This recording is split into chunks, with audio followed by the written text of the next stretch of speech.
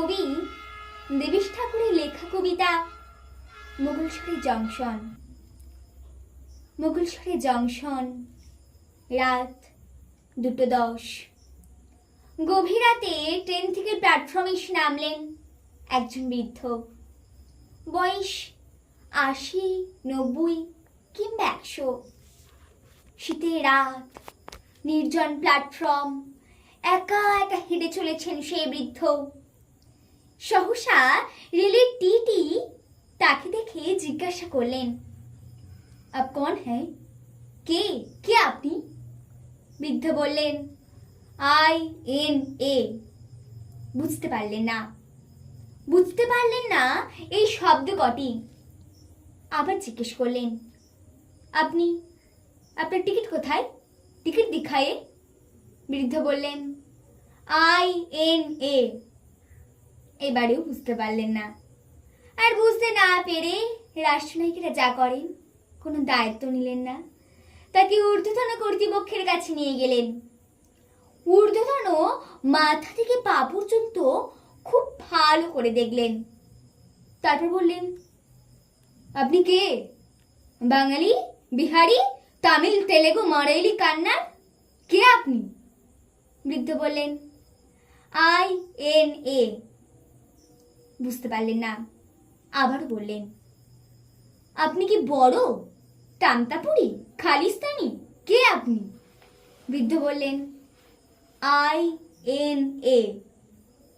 ভালো করে সার্চ করে দেখো তো, শরীরের কোথাও কোনো গ্রেনেড কিংবা AK-47 লুকিয়ে আছেন কিনা। শীতের রাতে যার শরীরে একটি কোটি বস্ত্র ছাড়া কোথাও কিছু নেই, তিনি কোথায় লুকিয়ে রাখবেন এইসব মারণাস্ত্র? ইনিও দায়িত্ব নিলেন না। বললেন, যাও সন্দেহভাজন রাত কাটাও জিআরপি থানার লকআপে। জিআরপি থানার লকআপে পড়ে রইল আমার নিরন্ন স্বদেশ, আমার বিপন্ন ভারতবর্ষ। রাতবেলে রেলের জমাদারনি 2টো পোড়া রুটি এগিয়ে দিলেন বৃদ্ধের মুখের দিকে। বললেন, বাবা আগের বুড়া না মানো তো, কতদিন অনুশোচনার পরে এই অর্ধাসন। বৃদ্ধের চোখ থেকে জল নেমে এলো। জমাদারনি জিজ্ঞেস করলো, আপনি কি কাউকে খুঁজছেন? হ্যাঁ, খুঁজছি। কাকে? আমার আত্মীয়দের। কোথায় আত্মীয়? কাকে খুঁজে পাবেন? ঠিকানা কোথায়? বৃদ্ধ বার করলেন একটি কাগজের টুকরো। 4টি নাম সেখানে লেখা মাত্র, হলুদ শতচ্ছিন্ন কাগজ। প্রথম নাম মোহনদাস করমচাঁদ গান্ধী। আপনি এই সময় খুঁজছেন একে? কোথায় পাবেন? আজ বড় দরকার এই মানুষটিকে। চারিদিকে বড় হিংসা, কখনো যন্ত্রণা, কখনো বেদনা।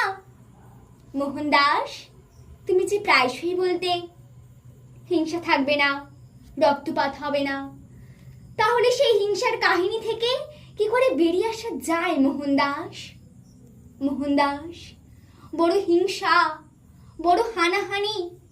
আর সর্বাধিনায়ক সুভাষচন্দ্র, তুমি যে বলেছিলে দিল্লি চলো, আমি তোমার কাঁধে কাঁধ মিলে সেদিন তোমার পাশে দাঁড়িয়েছিলাম, তোমার কথা শুনেছিলাম, তোমার সাথে হেঁটেছিলাম। কি বিশ্বাস! সুভাষচন্দ্র সর্বাধিনায়ক, আর একবার এসে বলতে পারো না ঠিক তেমনি ভাষায়, তেমনি করে, সর্বাধিনায়ক, আমি যদি সবার সামনে বলি আমি আইনের লোক, আইনে, আমার দিকে কাদা ছড়ে অসম্মান করে। আমি যেন কোন অসম্মানিত ভূমিদব্যের এক প্রতিনিধি।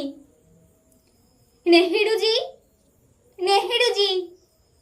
47-এ যেদিন উড়িয়ে দিলে পতাকা, আমাদের জাতীয় পতাকা, আমি ছিলাম লালকেল্লার সামনে, আর গভীর রাতে শুনলাম তোমার কথা। কি আস্থা পেয়েছিলাম সেদিন, কি বিশ্বাস! প্রতিটি শব্দে নেহেরুজি, তারপর বহু বছর অতিক্রান্ত হয়েছে। তোমার প্রতিশ্রুতির মতো কই সব মানুষের অন্ন, বস্ত্র, বাসস্থান, শিক্ষা, চিকিৎসা? কোথায় গেল স্বপ্নের সেদিন? এখন সব মানুষ কোথায় কাটায় তার দিন রাত্রি? ফুটপাতে। একদিকে মানুষের যক্ষের ব্যাংকে কোটি কোটি টাকা, আর একদিকে বিপন্নতা, নিরন্নতা। কবে আসবে সেই সুদিন? কবে কবে? এবার জিআরপি থানার লকআপের ফাটকটি খুলে দেয়া হলো। বৃদ্ধ এক পা করে বাইরে বেরিয়ে এলেন। দেখলেন চারিদিকে রেল লাইন, উত্তরে, দক্ষিণে, পূর্বে, পশ্চিমে চারিদিকে রেল লাইন। বৃদ্ধ ভাবছেন, কোন দিকে যাবেন? পথ কোথায়? কো ভাদিস, রাস্তা কই? সহসা সেই জমাদারনির ছোট্ট শিশুপুত্র এগিয়ে এসে বৃদ্ধের হাত চেপে ধরল, বলল, আও আও মেরে সাথ আও। বৃদ্ধ বললেন, কোথায় যাব? কোথায় ঠিকানা? শিশুটি বলল, মেরা ঘর, হামারা ঘর, আমার ঘর, আমাদের ঘর, কোথায় সেই ঘর? দুটো হাত বাড়িয়ে বলল শিশুটি, হিন্দুস্তান। বৃদ্ধ দেখতে পেলেন লাল হয়ে আসছে পূর্ব দিক, সূর্য উঠছে ধীরে ধীরে, তার রক্তিম আভা ছড়িয়ে দিচ্ছে নতুন আশা, নতুন ভরসা, নতুন প্রাণের আলো। সেই আলোর দিকে তাকিয়ে এক দৃষ্টে বৃদ্ধ চেয়ে রইলেন। তারপর উচ্চারণ করলেন, জবা কুসম শঙ্কাশং কাশ্যপেয়াং মহাদুতিম ধন্তারিং সর্বপাপং প্রণতস্মি দিবাকরম। হে দীপ্ত দিবাকর, হে জ্যোতির্ময় রবি, আরো আলো দাও, আরো প্রাণ দাও, আরো দিশা দাও। হে রবি। রবির কথা মনে পড়তেই মনে পড়ে গেল আরেক রবির কথা, যিনি বলেছিলেন, জয় হবে মনুষ্যত্বের জয়, মানবতার জয়, ভারতবর্ষের জয়।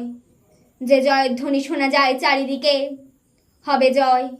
স্থির বিশ্বাস, মনুষ্যত্বের জয় হবে, মানবতার জয় হবে। শোনো সেই জয় ধ্বনি, শোনো সেই জয় বার্তা, হবে জয়, হবে জয়, হবে জয়। নমস্কার।